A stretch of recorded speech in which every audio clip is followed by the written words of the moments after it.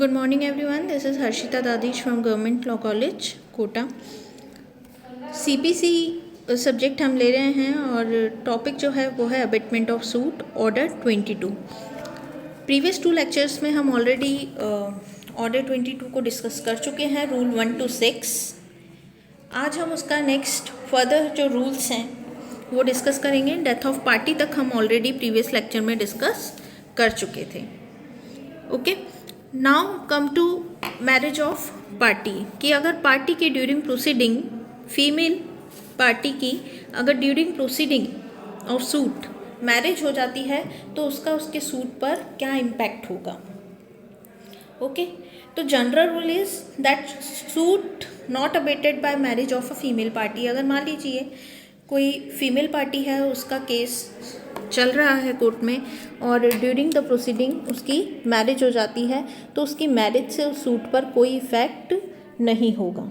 Okay, the marriage of a female party shall not cause the suit to abate, but the suit may not is this standing be proceeded with to judgment and where the decree is against a female defendant it may be executed against her only. जहाँ पर जो female है वो female defendant है और अगर degree उसके against में आती है तो उस डिग्री का एग्जीक्यूशन उस फीमेल पार्टी के अगेंस्ट ही होगा. बट अगर मान लीजिए if husband is liable for the death of his wife, कोई कर्जा लिया था वाइफ ने और उसके लिए हस्बैंड लाइबल है उसे चुकाने के लिए, तो डिक्री जो है वो उसके हस्बैंड के अगेंस्ट भी एग्जीक्यूट की जा सकती है. Okay, but with the permission of और upon the application of the husband. Okay, condition क्या फुलफिल होनी चाहिए कि हस्बैंड का जो है वो सब्जेक्ट मैटर में उसका इंटरेस्ट हो और वो एंटाइटल्ड हो उसमें इंटरफेयर करने के लिए. ओके, तो general rule is that, general rule क्या है कि फीमेल पार्टी की मैरिज होने पर जो सूट है वो अबेट नहीं होता है और वो ओनली फीमेल के अगेंस्ट ही एग्जीक्यूट होता है, उसके फेवर में एग्जीक्यूट होगा. लेकिन अगर हस्बैंड का इंटरेस्ट उसमें है और हस्बैंड लाइबल है उसके डेट्स को पे ऑफ करने के लिए, तो फिर उस केस में फीमेल के साथ साथ वाइफ के साथ साथ हस्बैंड के अगेंस्ट भी डिक्री पास हो सकती है और एग्जीक्यूट की जा सकती है. ठीक है, तो ये रूल 7 एक्सप्लेन करता है. Next come to rule 8, that is insolvency of party. अगर मान लीजिए कोई पर्सन है और वो ड्यूरिंग प्रोसीडिंग इंसॉल्वेंट डिक्लेयर हो जाता है. ओके, तो इन सच suit where assignee or receiver might maintain for the benefit of his creditor shall not cause the suit to abate. अगर इंसॉल्वेंट हो गया है और कोई असाइनी या रिसीवर जो है वो उसके क्रेडिटर्स के बेनिफिट के लिए अपॉइंट कर दिया गया है तो फिर उस केस में सूट अबेट नहीं होगा, सूट टर्मिनेट नहीं होगा. कब तक? जब तक कि वो जो असाइनी और रिसीवर है वो सूट को कंटिन्यू करने के लिए रिफ्यूज़ नहीं कर देते हैं या डिक्लाइन नहीं कर देते हैं. इफ़ असाइनी और receiver declines the suit to the continuation of suit then suit shall abate.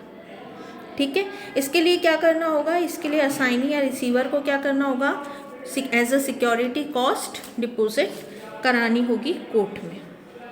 ठीक है, और अगर मान लीजिए असाइनी फेल हो जाता है सिक्योरिटी देने में या सूट कंटिन्यू करने में, तो फिर क्या होगा, तो डिफेंडेंट जो है वो सूट के डिसमिसल के लिए अप्लाई कर सकता है on the ground of plaintiff's insolvency और कोर्ट जो है उसकी एप्लीकेशन पर सूट को डिसमिस कर देगा और डिफेंडेंट को जो कॉस्ट देनी है वो जो भी उसके एक्सपेंसेस हुए हैं वो कॉस्ट उसको डिफेंडेंट को दे दी जाएंगे.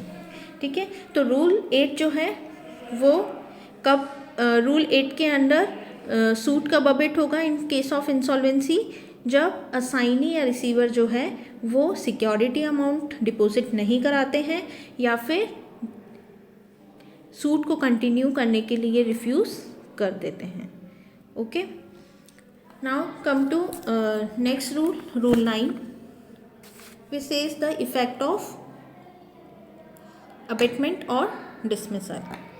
अगर सूट अबेट हो जाता है किस केस में, डेथ ऑफ पार्टी के केस में, मैरिज के केस में, या फिर इंसॉल्वेंसी के केस में, ठीक है।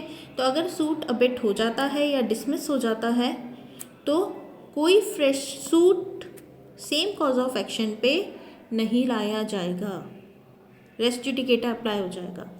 Okay, same cause of action पे फ्रेश सूट नहीं ला सकते हैं। Okay, or the plaintiff or the person claiming to be the legal representative of the deceased plaintiff or assignee or receiver in the case of an insolvent plaintiff may apply for an order to set aside the abatement or dismissal. Okay, अगर dismiss और abate हो जाता है और suit, तो उस case में क्या होगा, जो लीगल रिप्रेजेंटेटिव था या असाइनी या रिसीवर था वो क्या कर सकता है, कोर्ट में अप्लाई कर सकता है कि जो अबेटमेंट कोर्ट ने किया है या डिसमिस किया है सूट को, उसे सेट असाइड कर दिया जाए। लेकिन कब, पार्टी को, लीगल रिप्रेजेंटेटिव को, असाइनी और रिसीवर को ये प्रूव करना पड़ेगा कि that he has sufficient cause from continuing the suit, ठीक है, कि वो क्यों रुके थे, वो क्यों सूट को कंटिन्यू नहीं कर पाए, इसका उन्हें एक स्ट्रॉन्ग रीज़न देना पड़ेगा। कोर्ट को लगता है कि ये रीज़न प्रॉपर है तो कोर्ट क्या करेगा, कोर्ट उस अबेटमेंट और डिसमिसल ऑर्डर को सेट असाइड कर देगा upon such term as to cost और otherwise as a things fact, ठीक है। तो ये इफेक्ट होगा, जो इफेक्ट है अबेटमेंट का वो रूल 9 में गिवन है कि अबेटमेंट होने के बाद जो पार्टी है, लीगल रिप्रेजेंटेटिव या असाइनी रिसीवर, उन्हें एक और ऑप्शन दिया जाता है कि वो क्या कर सकते हैं, उस अबेटमेंट के ऑर्डर को या सूट के डिसमिसल को सेट असाइड करवा सकते हैं। साथ में एक और इफेक्ट क्या है इसका, कि अगर सूट एक बार अबेट हो गया या डिसमिस हो गया तो उसी कॉज ऑफ एक्शन पे फ्रेश सूट पार्टी नहीं लेकर आ सकती है।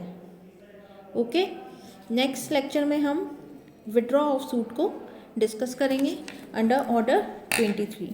Thank you.